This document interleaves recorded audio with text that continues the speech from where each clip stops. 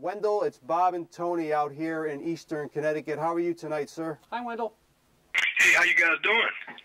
Wendell, it's an honor. We had a lot of fun talking the other night on our sister show, their Thursday night tailgate, and you know, I didn't plan on having you on here as soon as we did, but you must be on the banquet circuit now, buddy. It's great. Hey, it's great to be thought about, Bob. We had a lot of fun talking about it, and let me just give a little background on Wendell for our viewers out there. Tony, he was attended LSU, selected by the Bears in the first round of the '88 draft, two-time All-American at LSU. NFL career cut short by injury, but while he was there 6 years in Chicago, caught over 200 balls, Tony, for 3,000 yards exactly and 14 touchdowns. Again, he played with the Bears from '88 to '93, and we'll get into a certain portions of his career and life as we talk to him. But it was, again, it was an honor talking to you the other night. We had a lot of fun, Wendell, on that Thursday night tailgate show, and we expect to have you on as a regular guest and hope you can join us from time to time. It was a lot of fun. It was a lot of fun. I think you guys do a great job of the topics that you choose, and do a great job of taking care of the interviewer. Person that's being interviewed, so I appreciate it. Yeah, well, it's easy when you got guys as good as yourself, so it goes both ways, my friend. But, right.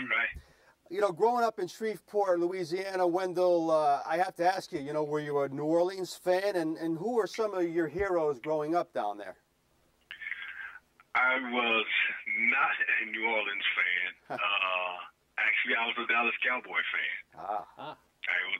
We were big Cowboys fans in my family back in the days with Roger Staubach and Danny White, Drew Pearson, Robert Newhouse, Tall Jones, you know, Tony Dorsett. I mean, I can go on.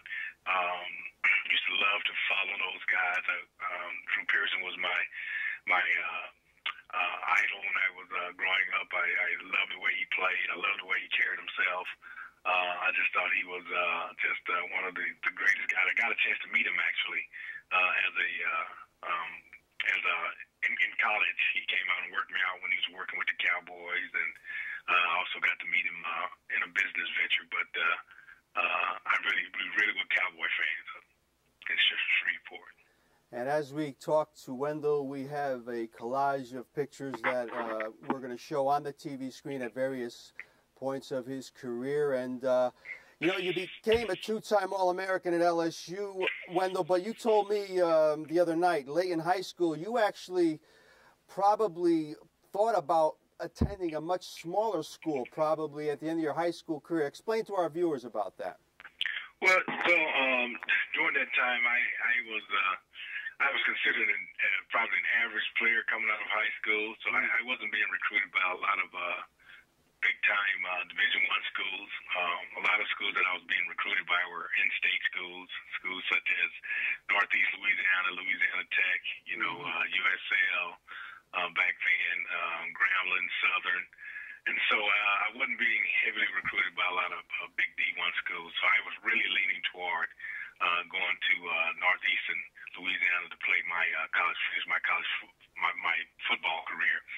And Bob, at the last minute, LSU came knocking at the door, started recruiting me. So I always wanted to play big Division I ball, so it kind of made and play for the state school, so it kind of made the decision easy for me. But during that time, as I shared the other night, the head coach at the time got fired. Yeah. And, you know, I was a little nervous at the time because thinking that he might come in and start recruiting a whole nother class. But Bill Armstrong came in, was a new coach, and he stayed true to his word and kept me as one of the recruits. And, you know, that it was rest was history.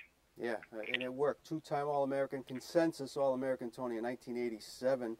And, you know, and I'll share what Wendell told me the other night. I asked him about going from Louisiana, drafted by the Bears, you know, the climate change. And his father gave him some good advice. He said, just go buy a good coat.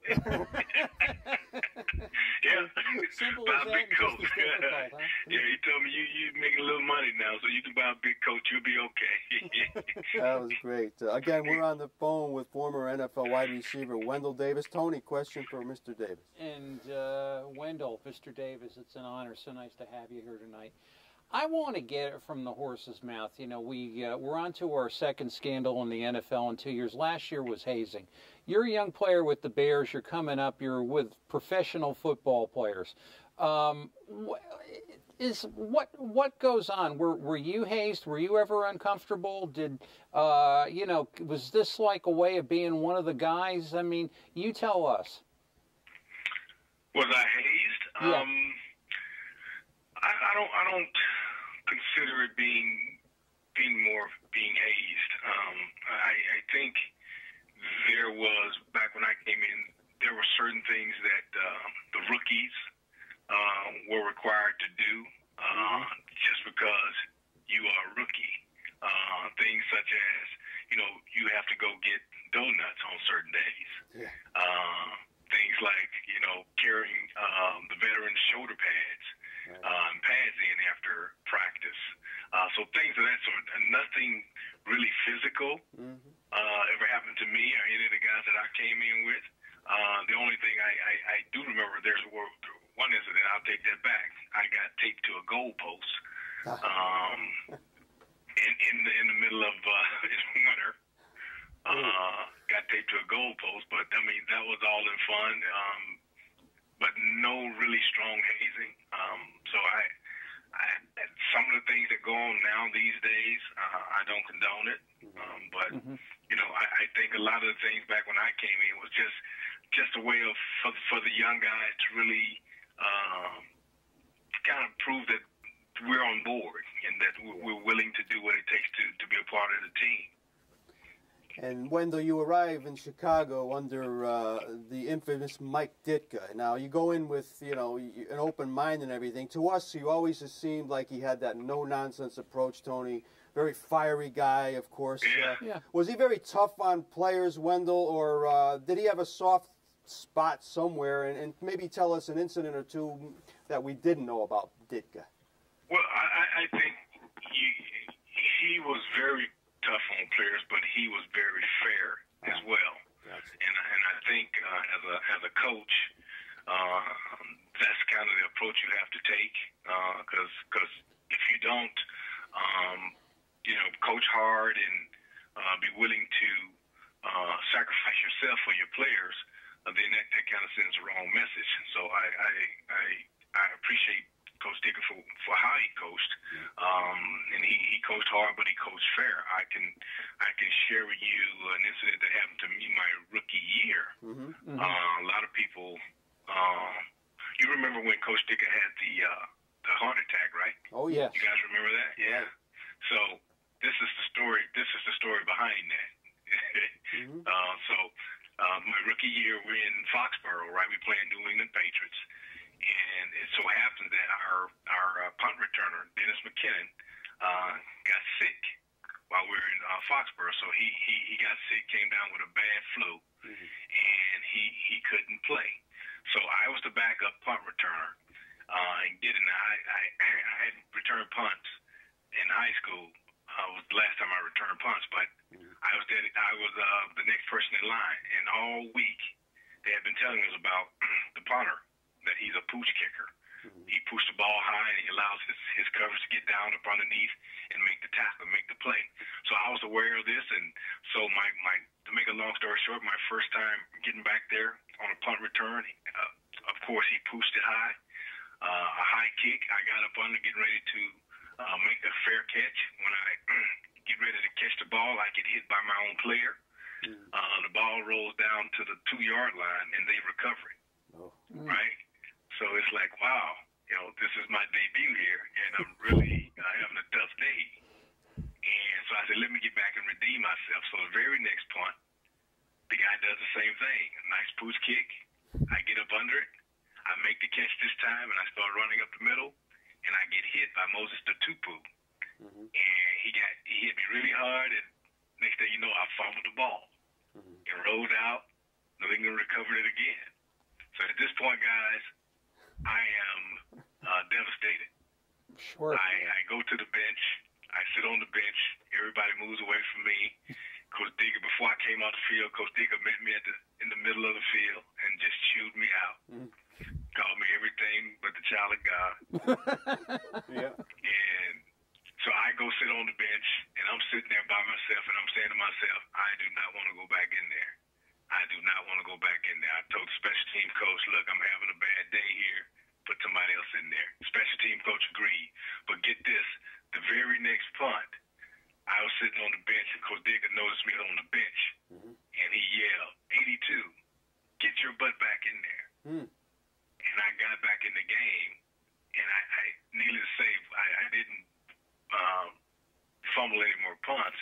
And we did lose that game. But for me, that was a big step for me because my confidence was low at that point. I didn't know what to do, but he had enough trust to put me back in there. So that was the kind of coach he was.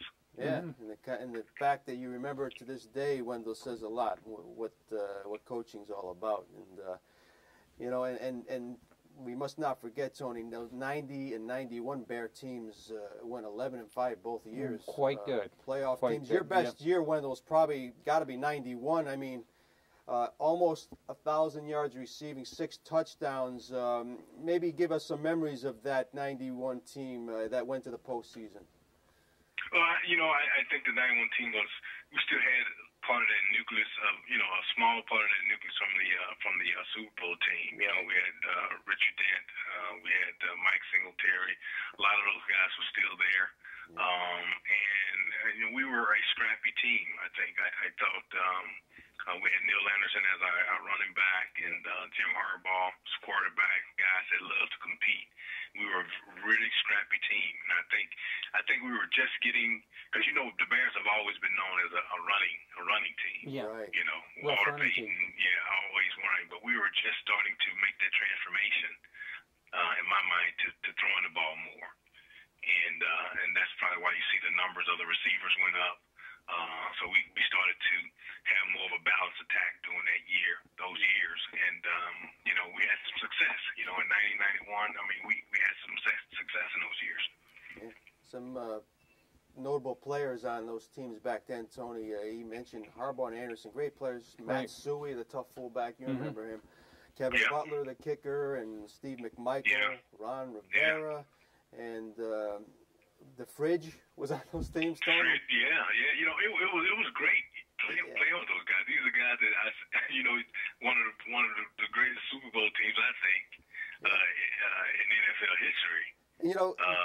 As far as the Fridge, Wendell, that was my other question before I get you to Tony. I mean, we see these guys now that are big and can move, but that guy was more nimble than anybody He was amazing. He was so light on his feet. He was amazing. Did you know that he could slam a basketball? No. Yeah. Wow. Yeah. That's he was very athletic. He was very quick. I mean, he was very coordinated.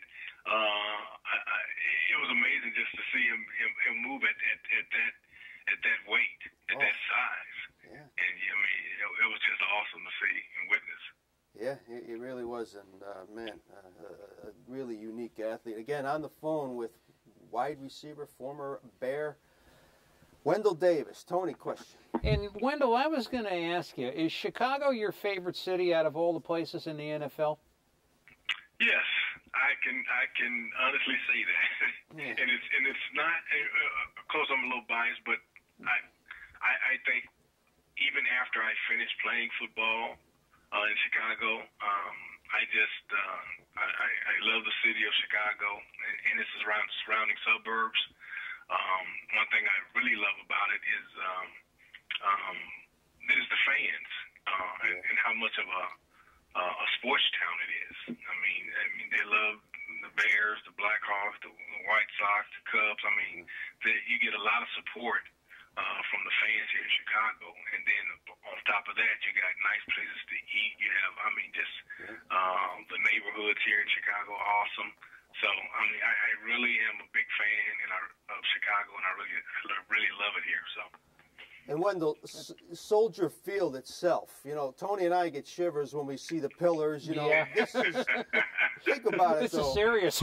And no, as far as you think of the NFL, you think of Lambeau and Soldier and, you know, I mean, this is the same field that Tony, Gale Sayers, Dick Butkus, Walter Payton. Are you kidding me? Yes. I mean, you must have felt honored to have played in that same building as some of the all-time, and I mean all-time greats, Wendell. Oh, I mean, it's unbelievable to play in Soldier Field. It's unbelievable to be standing next to. Just like the other day, we had an alumni reunion, right? Mm-hmm. And we're standing on the sideline, and I've met him before. I've met Gale Sayers before, but to be standing next to Gale Sayers in Soldier Field, wow! I mean, how great is that?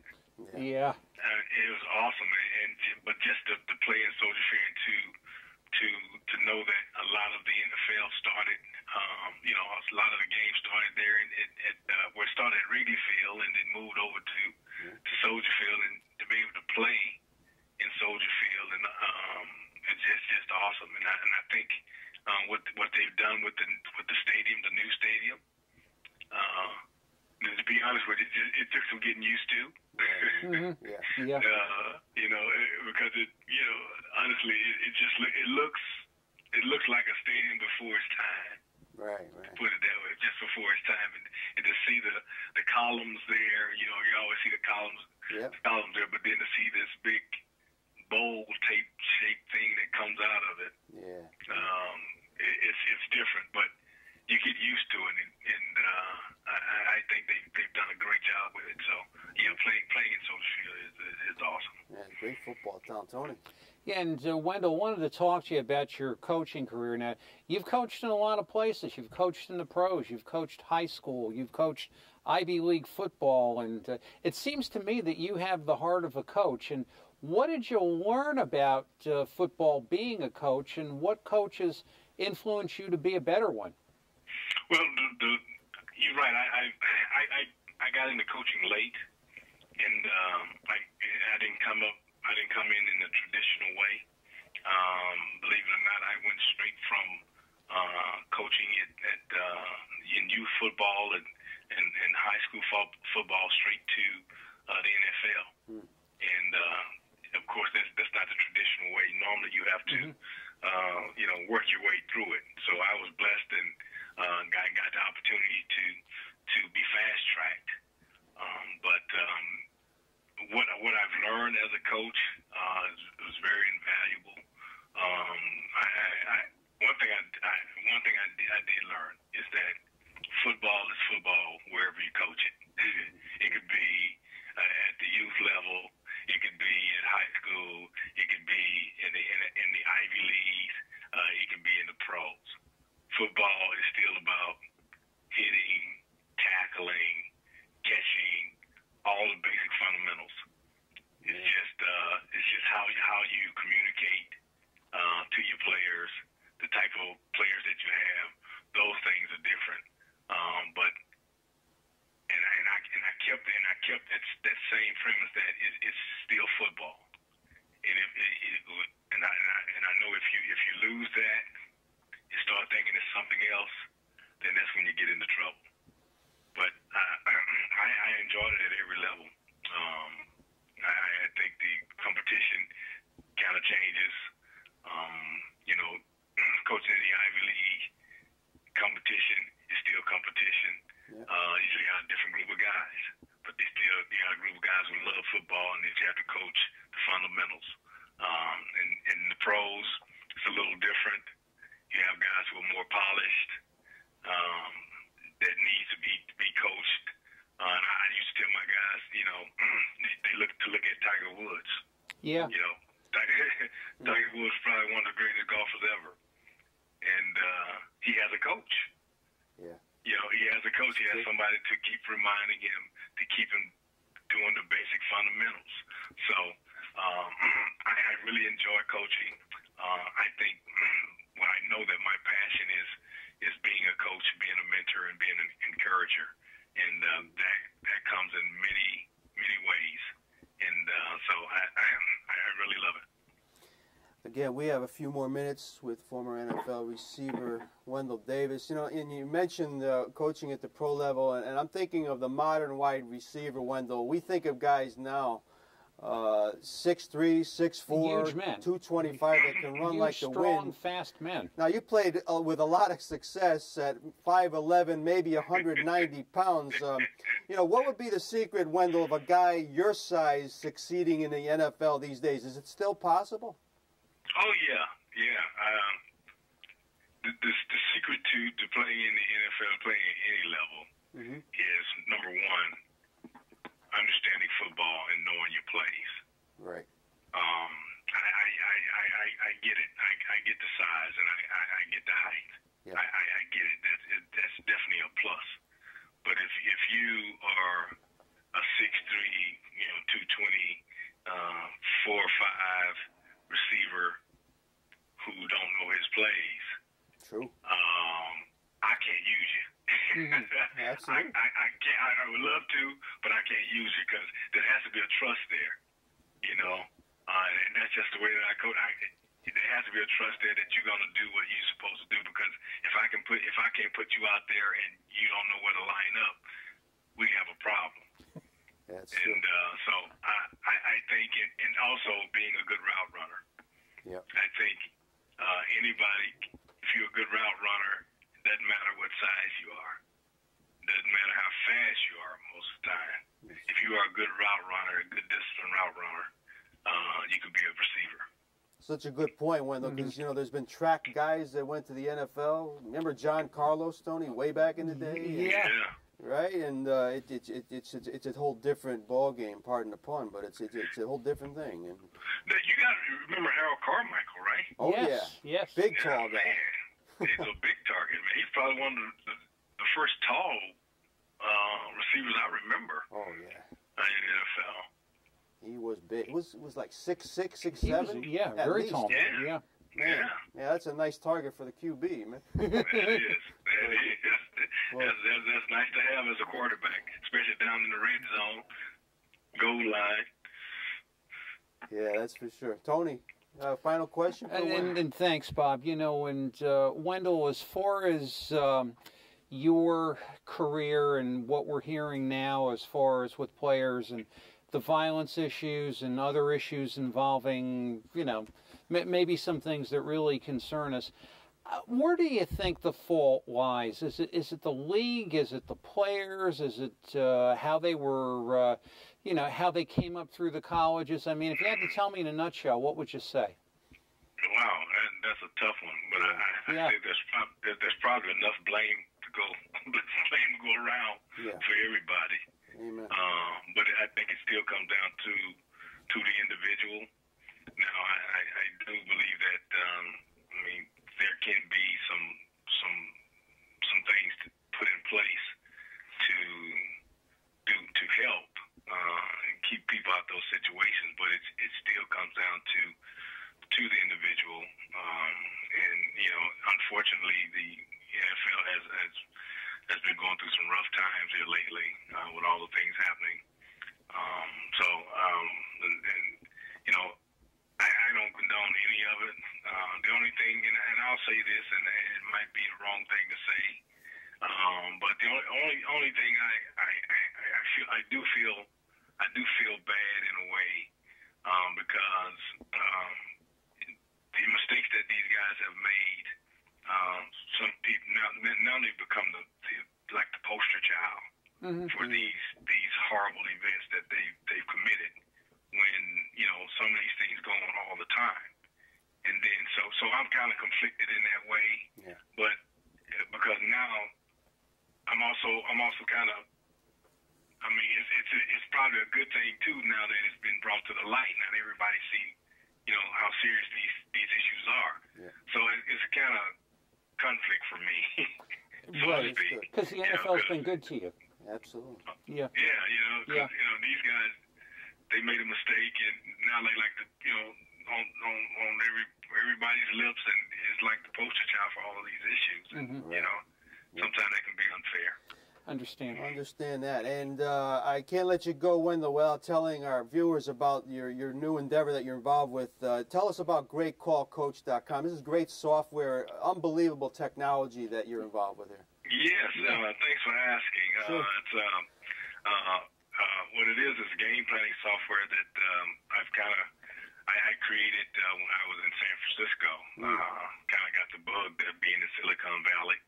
But it's a game planning software for coaches, and I'm actually working right now with a company called Avature, who has an incubator program called the Garage, and they've been helping me really take this software to the next level.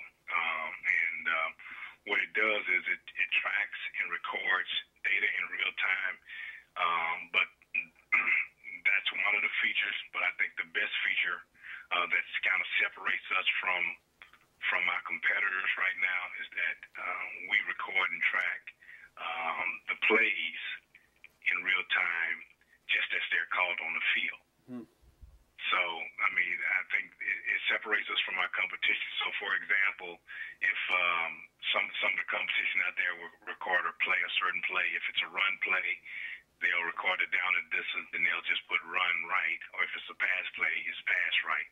Yeah. But my software, what it does, it records that exact play that was called by the play caller.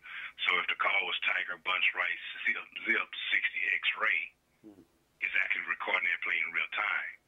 So when it does that, it's really giving the coach the ability to self-scout himself during the game, to know his tendencies, also to create what we call this play call sheet, which coaches, it's like gold for coaches to have this play call sheet after the game, so they can match it up with their game film while watching the game that they just played, and have all these reports that are created from just being able to record this information in real time. So really very excited about it. Pretty amazing stuff. Again, you can go to GreatCallCoach.com to find out, and I don't think Wendell will mind if I throw out his email address. Anybody has questions, Wendell@GreatCallCoach.com.